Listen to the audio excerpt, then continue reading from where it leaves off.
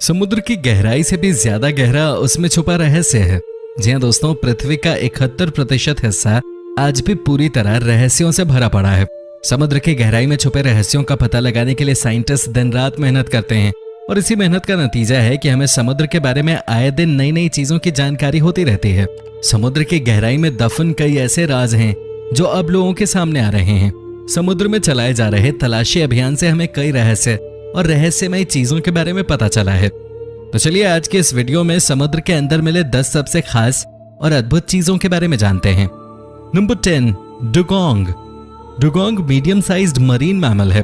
इसकी लंबाई 2 से 3 मीटर और वजन 300 किलोग्राम तक होता है। इसे समुद्री गाय भी कहते हैं। मीट और तेल की वजह से इनका काफी शिकार किया जाता है, जिसकी वजह से डुगोंग विलुप्त होने के कगार पे पहुंच चुके हैं। इनके विलुप्त होने के कगार पे पहुंच चुके होने के बावजूद कुछ लोग अपनी हरकतों से बाज नहीं आते। कुछ साल पहले एक डुगोंग और उसके बच्चे को इंडोनेशिया में मछुआरों ने कैद कर लिया।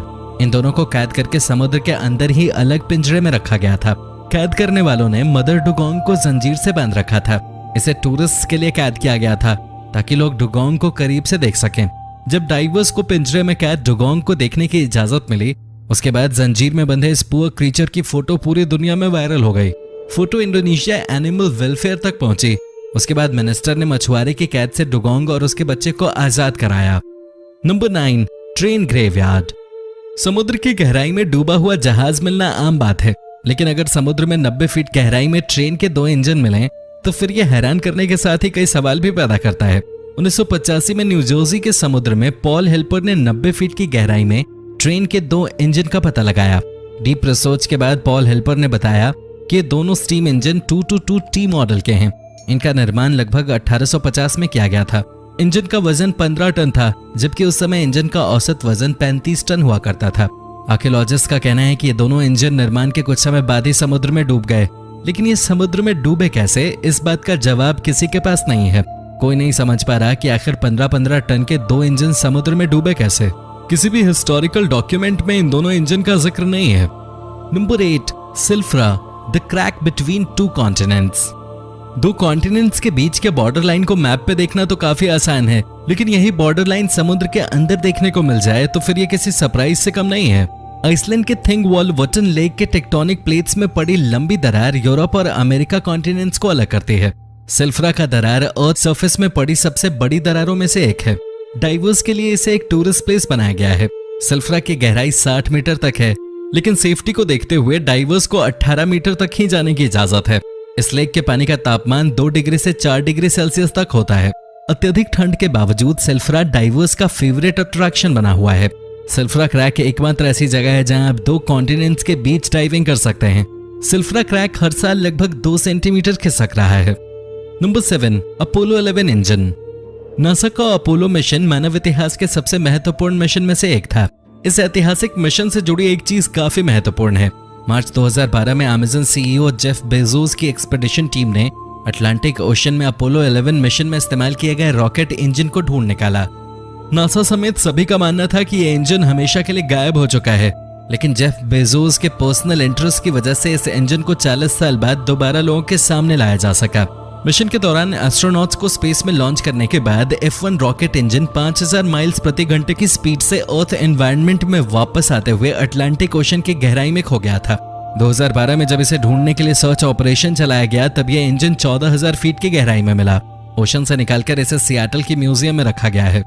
Number 6, the purple blob. पहली नजर में शायद आपको ये एक बेशकीमती पत्थर लगे, लेकिन आपको बता दें कि ये कोई चमकदार पत्थर नहीं बल्कि लिविंग ऑर्गेनिज्म है। पैसिफिक ओशन की गहराई में साइंटिस्ट ने इस खूबसूरत क्रीचर को ढूंढा है। 2016 में रोबोट की मदद से किए जा रहे सी एक्सप्लोर मिशन के दौरान इस क्रीचर के बारे में पता चला। कुछ साइंटिस्ट इसे नया क्रीचर मान रहे हैं, वहीं कुछ का कहना है कि ये ट्यूनिकेट नाम के समुद्री क्रीचर का छोटा रूप हो सकता है। पॉसिबिलिटी ये भी है कि ये किसी क्रीचर का अंडा हो। आपको क्या लगता है, ये क्या हो सकता है? हमें जरूर बताएं। Number 5, icy finger of death. हम पूरे यकीन के साथ कह सकते हैं कि आपने इस तरह का नेचुरल फिनोमेना कभी नहीं देखा होगा। आइसी फिंगर ऑफ डेथ समुद्र की एक बहुत बड़ी मिस्ट्री है। इस घटना में बर्फ की एक सीधी रेखा पानी को जमाते हुए नीचे की ओर आती है।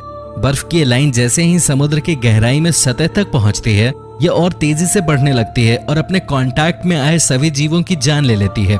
यही वजह है कि इसे आइसी फिंगर ऑफ डेथ कहा जाता है।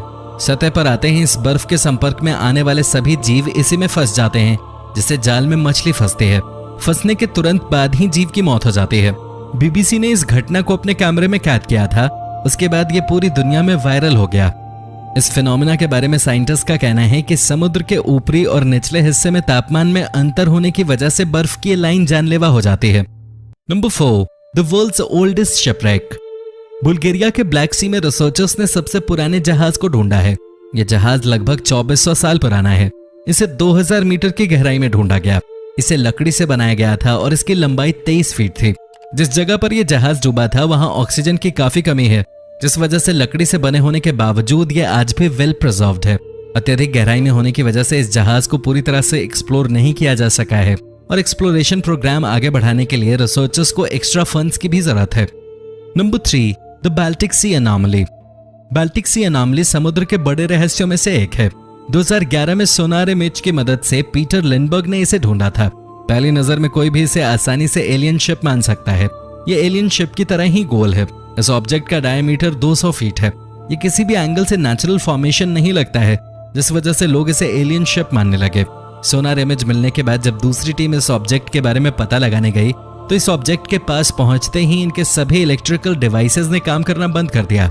उन्हें फोटो और सैंपल के बिना ही वापस आना पड़ा। इस घटना के बाद इसे एलियन शिप मानने वालों के दावों को और बल मिला।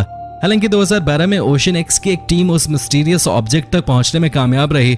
उस ऑब्जेक्ट से लिए गए सैंपल की जांच में ग्रेनाइट, नाइस और सैंडस्टोन पाया गया, जिससे ये बात साबित हो गई कि ये एक नेचुरल ऑब्जेक्ट ही है।